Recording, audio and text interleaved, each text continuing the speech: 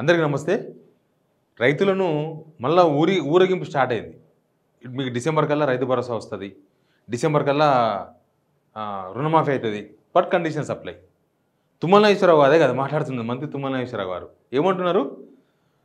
మంత్రివర్గ sub committee నుంచి report రాగానే మీకు రైతు భరోసా వస్తుంది, డిసెంబర్లోపు ఇచ్చేస్తాం, డిసెంబర్లోపు అందరి పుస్తకాలు చేస్తాం. అసలు ఎప్పుడో జూలై 15 తారీఖు ఇవ్వాల్సిన సబ్ కమిటీ, మంత్రివర్గ సబ్ కమిటీ ఎందుకు రిపోర్ట్ ఇవ్వలేదో ఇప్పటిదాకా ఒక రీజన్ చెప్పలే. అసలు రుణమాఫీ మీద, రైతు బంధు మీద కాదు, వీళ్ళు వేసిన ఒక 17 సబ్ కమిటీలు ఉన్నాయి మొత్తం. ఇట్లా అసలు ఆ మంత్రులు ఏ సబ్ కమిటీలో ఎవరున్నారో వాళ్ళకు కూడా తెలియకుండొచ్చు. అంత కన్ఫ్యూజన్ ఉంటుంది. కూర్చోబెట్టి ఒక 5 నిమిషాలు మీరు ఏ సబ్ కమిటీలో ఉన్నారో చెప్పండి అంటే చెప్పలేరు. ఆయన సబ్ కమిటీలో ఆయన పక్కన ఎవరో కూడా చెప్పలేరు. అన్ని సబ్ కమిటీలు వేసారు. ఏ సబ్ కమిటీ ఇప్పటిదాకా రిపోర్ట్ చేయలేదు. ఒక్క రిపోర్ట్ కూడా చేయలేదు. ఇప్పుడు దీని మీద రైతు భరోసా మీద ప్రజాభిప్రాయ సేకరణ, రైతుల సేకరణ అని చెప్పేసి పెద్ద దుమ్దాం చేసి ఇందరు జూలై 15 ఇవ్వాల్సినది ఇప్పటిదాకా ఇవ్వలేదు. అది ఎప్పుడు చేసిర్రు?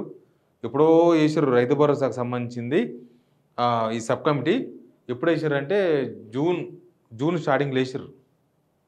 అది పోయింది. వాళ్ళు జూన్ కూడా కాదు, ఇంకా ఆగస్టు, జూన్ కన్నా ముందు మేలో వేసారు. మే చివరిలో వేస్తే వాళ్ళు జూన్ అంతా మీటింగ్లు పెట్టుకొని ఇస్తారన్నారు. ఇప్పటిదాకా ఇవ్వలేదు రిపోర్టు. ఆ రిపోర్ట్ వచ్చినాక ఇస్తాం, అది డిసెంబర్లోపు అంటున్నారు. ప్లస్ రుణమాఫీ అయితే ఇంకా చాలా విచిత్రమైన కామెంట్లు చేస్తున్నారు, రోజు ఒక విధంగా. ఇప్పుడు నిజానికి ఆయన ఎవరు, పొంగులేటి శ్రీనివాసరెడ్డికి సంబంధం లేని ఇష్యూ ఇది. ఆయన ఏమైనా ఉంటే రైతు బంధు పైసలు ఆయన ఎగేసుకొని పోయింది తప్ప, గవర్నమెంట్ రాగానే 2000 కోట్లు ఆయన అకౌంట్లోకి ఎట్లా పోయినాయి? రైతు బంధుకి ఇవ్వాల్సిన పైసలు ఎగేసుకపోయినాడు తప్ప ఆయన శాఖ కాదు, ఆయనకు సంబంధం లేదు. ఆయన ఏమంటాడు, ఈ 2 లక్షల దసరాకి అన్నాడు ఫస్ట్, తర్వాత దీపావళికి అన్నారు, తర్వాత ఇప్పుడు ఏమంటారు మళ్ళీ డిసెంబర్ అంటున్నారు. దాన్ని కూడా డిసెంబర్లోపు రుణమాఫీ చేస్తామంటున్నారు మిగిలిన వాళ్ళకు. దానికి తుమ్మల నాగేశ్వరరావు కౌంటర్, ఆల్రెడీ 2 లక్షల రూపాయల వరకు ఉన్న మొత్తం రుణమాఫీ అయిపోయిందంట. కేవలం 2 లక్షల పైన ఉన్న రుణమాఫీ మాత్రమే మిగిలిందంట. ఇది నిజమా? నిజం అనుకోవాలనా? 2 లక్షల లోపల రుణమాఫీ అయిపోయిందా? వ్యవసాయ శాఖ మంత్రి చెప్తున్నాడు తుమ్మల నాగేశ్వరరావు. ఇక అయిపోయింది, నాకు తెలిసి డిసెంబర్ తర్వాత 2 లక్షల రుణమాఫీ పైన కూడా వేసేసినాం, ఇంకేం లేదంటాడేమో చేయకుండానే.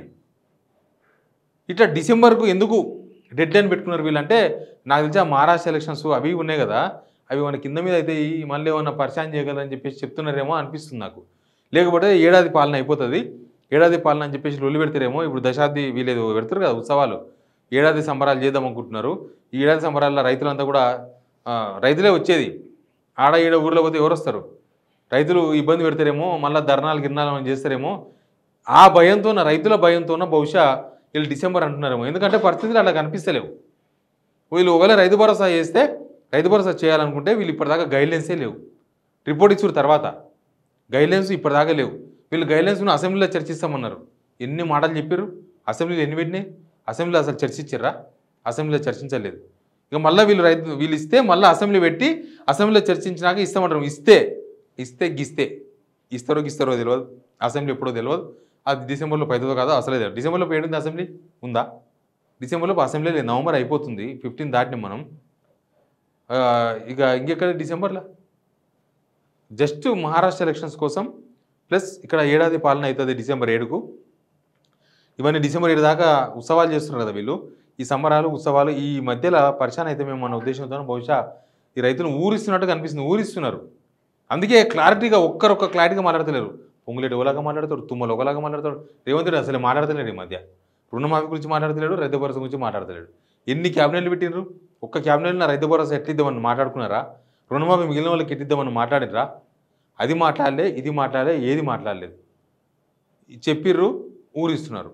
ఇంకా ఎన్ని రోజులు ఊరిస్తారు, ఎన్ని రోజులు దాకా నడుపుతారు? ఇది డిసెంబర్ అయిపోయినాక మళ్ళీ ఇంకొత్త కథ చెప్తారు అనేది అయితే ఇంకా మనం కూడా చూడాల్సిందే. వీళ్ళ స్టోరీస్ కొద్దిగా ఇంట్రెస్ట్గా ఉన్నాయి. చెప్పకుండా చెప్తున్నారు. ఇవాళ చెప్పింది రేపు చెప్పారు, రేపు చెప్పింది ఎల్లుండి చెప్పారు. అట్లా చెప్పుకుంటూ పోతున్నారు. 2 లక్షల లోపు రుణమాఫీ మొత్తం అయిందని చూసినరా?